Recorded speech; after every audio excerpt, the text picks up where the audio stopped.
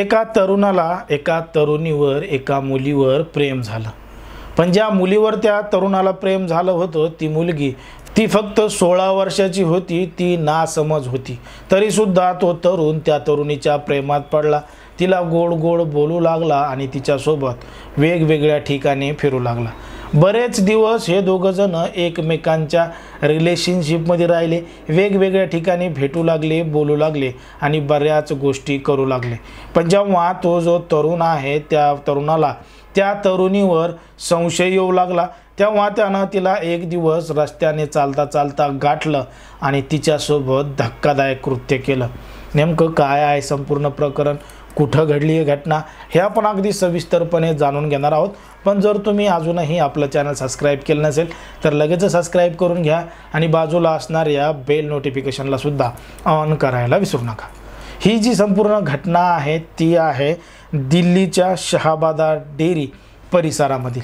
दिल्लीच्या शहाबादा डेअरीमधील परिसरामध्ये एक तरुण एका तरुणीला एका ठिकाणी भेटत होता आणि याच भेटी दरम्यान त्या तरुणानं त्या तरुणीवर सपासप चाकूनं वार केले आणि चाकूनं वार करून त्या तरुणीच्या डोक्यामध्ये दगडसुद्धा घातला।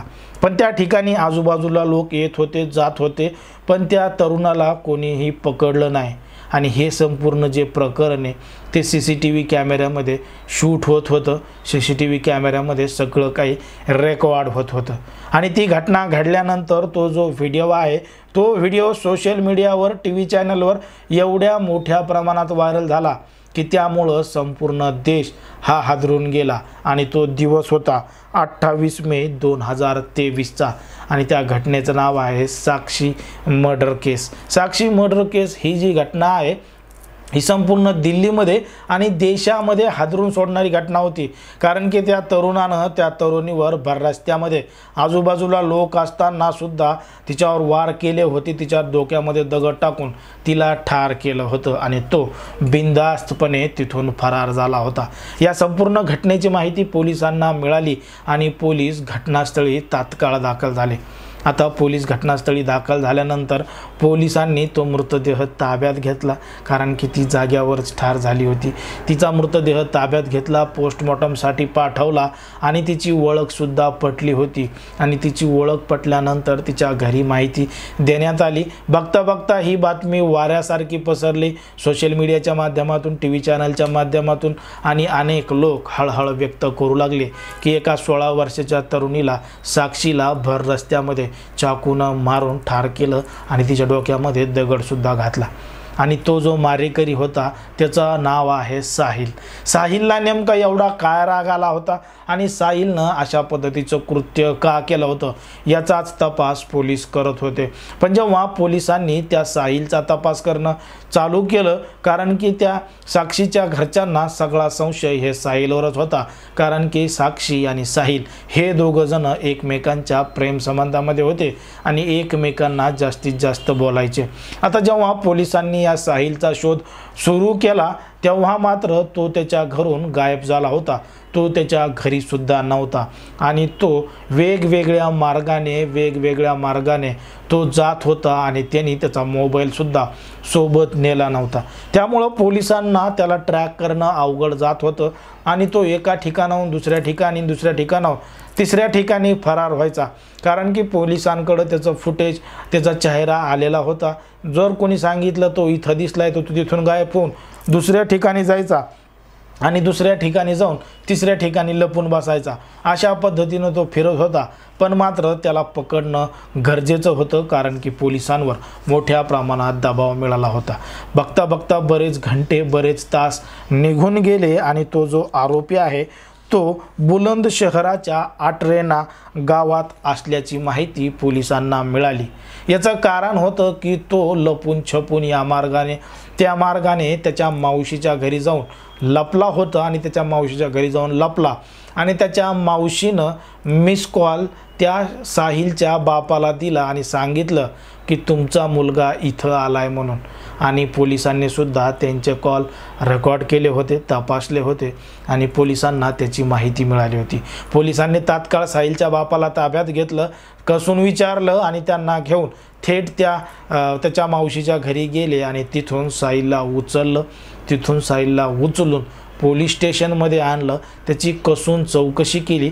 सुरुवातीला तो उडवाउडवीची उत्तरं देऊ लागला, त्याला एक विचारलं की ते एकच बोलू लागला, खरं काय घडलंय सांगतच नव्हता।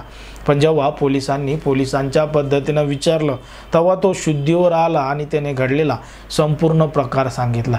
त्याने सांगितलं की साक्षी आणि ते हे 2021 पासून जूनच्या एकमेकांसोबत होते, एकमेकांच्या संपर्कात होते। आता एकमेकांच्या संपर्कात असतानाच हे दोघं जण भेटू लागले, बोलू लागले आणि वेगवेगळ्या ठिकाणी जाऊ लागले। आता 2021ला जेव्हा साक्षी ही साहिलच्या संपर्कात आली होती तेव्हा ती फक्त 14 वर्षाची होती आणि त्याचाच गैरफायदा घेत साहिलनं तिच्यासोबत मैत्री केली होती आणि मैत्रीचं रूपांतर प्रेमामध्ये झालं होतं। की साहिलनं साक्षीवर असा आरोप लावला होता की साक्षी ही एका दुसऱ्याच तरुणाच्या प्रेमात पडली होती आणि त्या तरुणाचं नाव होतं प्रवीण। आता साक्षी साहिलला सोडून प्रवीणला बोलू लागली, प्रवीणला भेटू लागली आणि प्रवीणकडं साहिलची तक्रार केली आणि त्या प्रवीणला सांगितलं की साहिल मला परेशान करतोय, तू साहिलला ठार कर। आणि जो प्रवीण नावाचा तरुण होता तो जरा भाईगिरी करायचा, त्या परिसरामध्ये त्याची दहशत होती, म्हणून साक्षीनं त्या प्रवीणला घडलेला संपूर्ण प्रकार सांगितला होता। आणि मग प्रवीणनं साहिलला धमकी दिली की तू जर साक्षीकडं वाईट नजरेनं बघितलं किंवा आजपासून तिचा पिछा केला, तिला जर बोलला तर मग तुला दाखवतो। पण या सगळ्या घटनेमुळं साहिल मोठ्या प्रमाणात टेन्शनमध्ये आला आणि त्यानं साक्षीचाच काटा काढायचं ठरवलं। आणि मग 28 मे 2023 रोजी साक्षी त्या गल्लीमधून जात असताना रोडच्या कडेला त्याने तिला पकडलं आणि तिच्यावर सपासप चाकूनं वार केले आणि ती ठार झाल्यानंतर तिच्या डोक्यामध्ये दगड घातला आणि तिथून फरार झाला।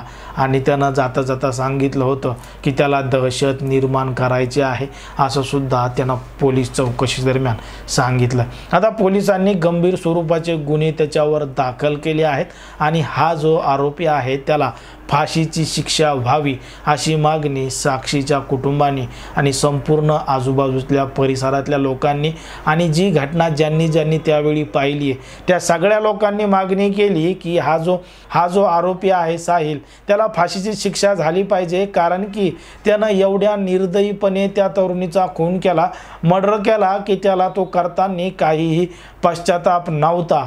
आणि तसे आरोपी या जगामध्ये राहणं काहीही चांगलं नाही आहे, त्यांची जागा ही जेलच्या पलीकडंच आहे, नाहीतर मग त्यांना फाशीची शिक्षा दिली पाहिजे अशी सुद्धा मागणी अनेक लोकांनी केली आहे। जर आपण पाहिलं तर समाजामध्ये, देशामध्ये, राज्यामध्ये संशयामुळं कशा पद्धतीचं गुन्हेगारी घटना घडत आहेत। आजकाल तरुणी हे एकमेकावर प्रेम करत आहेत, पण या सगळ्या प्रेम प्रकरणाच्या घटनासुद्धा मोठ्या प्रमाणात घडत आहेत। एकंदरीत या संपूर्ण प्रकरणावर तुम्हाला काय वाटतं ते अगदी स्पष्टपणे कमेंटमध्ये सांगा आणि अशाच पद्धतीचे नवनवीन व्हिडिओ पाहण्यासाठी आपल्या चॅनलला लगेच सबस्क्राईब करून घ्या।